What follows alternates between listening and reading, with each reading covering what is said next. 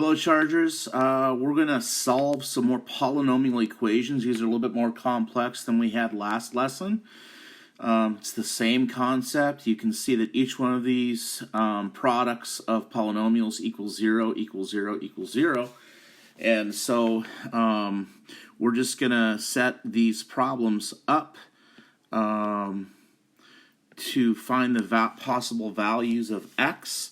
So again, like last time, we're going to take the 2x plus 7, make that equal to 0. And then we're going to take the 2x minus 7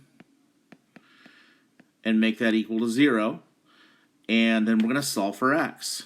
And so we'll do the bottom one because it's in blue. And so we would add 7 both sides, which gives you 2x equals positive 7, and then we divide by 2, divide by 2.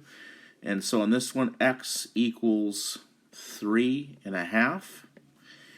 And on the next one, it's going to be very similar, right? Minus 7, though, minus 7. So we have 2x equals negative 7, divided by 2, divided by 2. And so on this one, x equals negative 3.5, right? We're going to do the same thing for b. Notice, though, that it's x minus 1 to the second power, which means that it's x, right? It means that, we'll go with red, it's x minus 1 equals 0. But really, it's just a copy of itself, right? So we really don't have to do both of these. We're going to get the same result. There's only, in this problem, there's only one outcome. Notice that? So what we have, that cancels, that cancels. What we have in both is that x equals 1.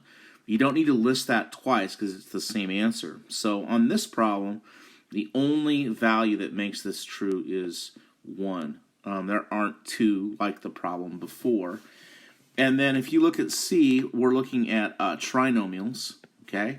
So x plus 1 equals 0. All right, and then we're going to have x minus 3. Oops.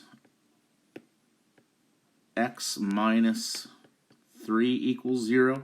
You can really probably do these in your head because you know how this is going to turn out. X minus 2 equals 0. And so, of course, minus 1, right? So x equals negative 1, okay? On this one, plus 3, so x equals 3. And lastly, we have plus 2, and so x equals positive 2. So on this product of trinomials, there are 3 possible values for x that will make this true. In other words, you should be able to plug in negative 1 everywhere you see x, and you have a balanced equation.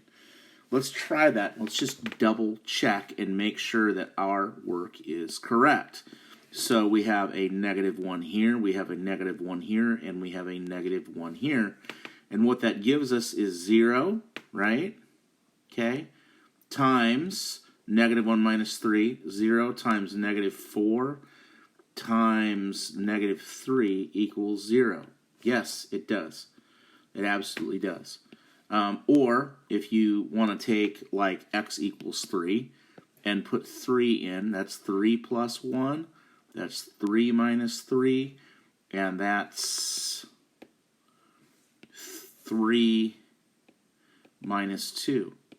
And what you'll notice is in one of these 3, one of them becomes 0, and 0 times anything is 0, and that's the culprit right here, isn't it? When we put x equals 3, when we put 3 in, right here we get a 0, right?